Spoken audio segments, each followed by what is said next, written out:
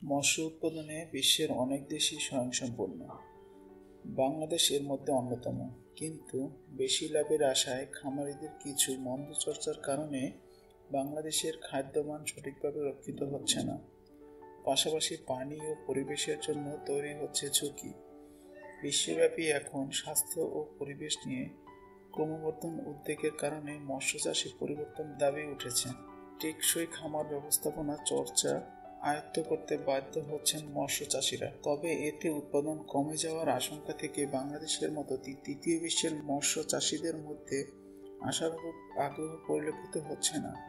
এই উদ্বেগ নিরসনে জাতিসংঘের খাদ্য ও কৃষি সংস্থা AFAO টেকসই ও অধিক উৎপাদনশীল কিছু খাদ্য চাষ পদ্ধতির ধারণা দিয়েছে।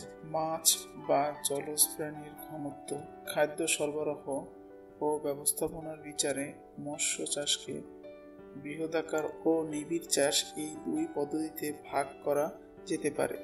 এশিয়া ও প্রশান্ত মহাসাগরীয় অঞ্চলে প্রধানত যেসব জলজ প্রাণীদের চাষ হয় এর অন্যতম কয়েক প্রজাতির সুস্বাদু পানির প্রাণী এবং সামুদ্রিক প্রাণী যেমন উচ্চ মূল্যের চিংড়ি প্রজাতি, কাঁকড়া, সামুদ্রিক শেওড়ার পাশাপাশি কার্প জাতীয় মাছ, শামুক, ঝিনুক ও লাল শিউট।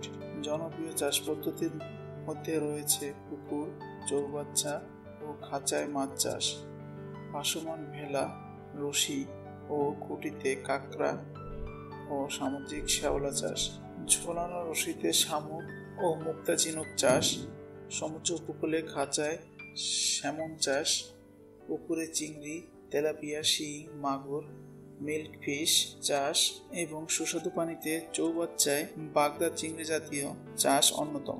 মৎস্য চাষের আধুনিক পদ্ধতি।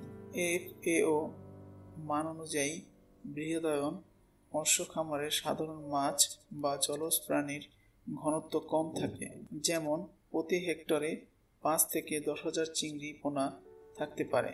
এই ধরনের খামারে সম্পূরক খাবার দেওয়া হয় না। অবশ্য বৃদ্ধি ত্বরান্বিত করতে এবং পানিতে প্রাকৃতিক খামারের আধিক্য তৈরি করতে সার প্রয়োগ করা হয়ে থাকে।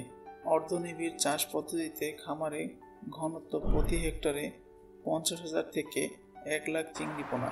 এসব খামারে সম্পূরক খাবার দিতে পারে। আর নিবিড় চাষ পদ্ধতিতে পোনা থেকে প্রতি হেক্টরে 2 থেকে 3 লাখ। কৃত্রিম ও ফর্মুলা ফুডের ব্যবহারের ভিত্তিতে পোনার ঘনত্ব কম বেশি হয়। অর্ধনিবিড় ও নিবিড় খামার ব্যবস্থাপনায় খাদ্য, সার, চুন, কীটনাশকের প্রয়োগ করতে হয়। পাশাপাশি এই ধরনের খামারের পরিবেশ নিয়ন্ত্রণ করতে হয়। তা না হলে অতিরিক্ত ঘনত্বের কারণে লাইভস্টক নানা রোগে আক্রান্ত হতে পারে, এমনকি প্রয়োজনীয় অক্সিজেনের অভাবে মারা যেতে পারে। এই কারণে প্রাথমিকভাবে পাম্পের সাহায্যে পানি পরিবর্তন এবং যথেষ্ট বায়ু মিশ্রণের ব্যবস্থা করা হয়। দিনে নির্দিষ্ট সময়ে পর পর বাড়তি খাবার সরবরাহ করতে হয়। FAO মান অনুযায়ী অর্ধনিবিড় খামারের পুকুরের অন্তত 10 থেকে 15% পানি অবশ্যই দৈনিক পরিবর্তন করতে হবে। এই ধরনের খামার থেকে হেক্টর প্রতি কমপক্ষে 1.5 টন মৎস্য আহরণ সম্ভব। আর নিবিড় খামার থেকে আহরণ করার সময় প্রতি হেক্টরে 10 টন চিংড়ি পর্যন্ত। সমন্বিত মৎস্য চাষ। সমন্বিত মৎস্য খামার বিশেষ করে এশিয়ার মধ্যে চীন, নেপাল, থাইল্যান্ড, মালয়েশিয়া ও ইন্দোনেশিয়ায় ব্যাপক জনপ্রিয়তা পেয়েছে।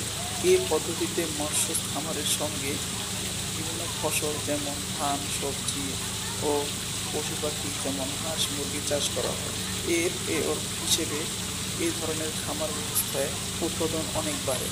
তাছাড়া একটি ফসল বা খামারে উপজাত অন্য খামার বা ফসলের খাদ্য বা সার হিসেবে ব্যবহার করা যায়। ফলে উৎপাদন খরচ কমে।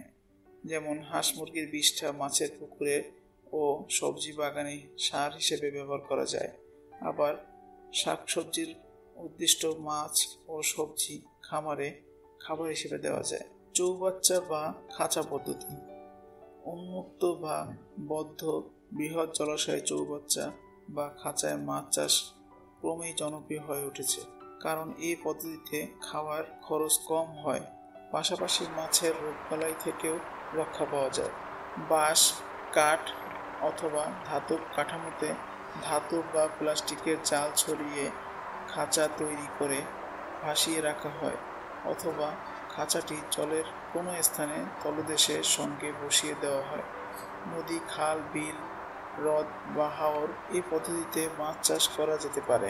এই পদ্ধতিতে মাছ চাষ তুলনামূলক উৎপাদন বেশি, তবে জলাশয়ের প্রকৃতির উপর নির্ভর করে বাড়তি খাবার দেওয়া যেতে পারে।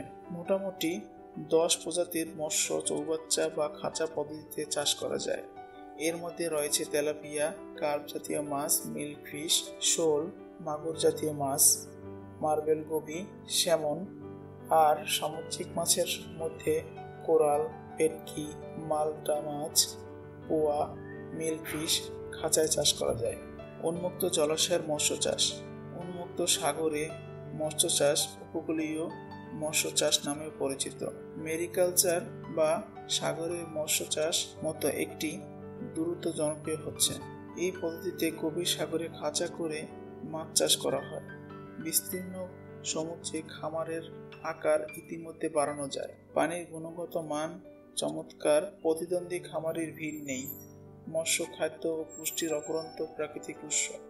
এসব কারণেই উন্মুক্ত জলাশয়ে মৎস্য চাষ বিশ্বব্যাপী ব্যাপক।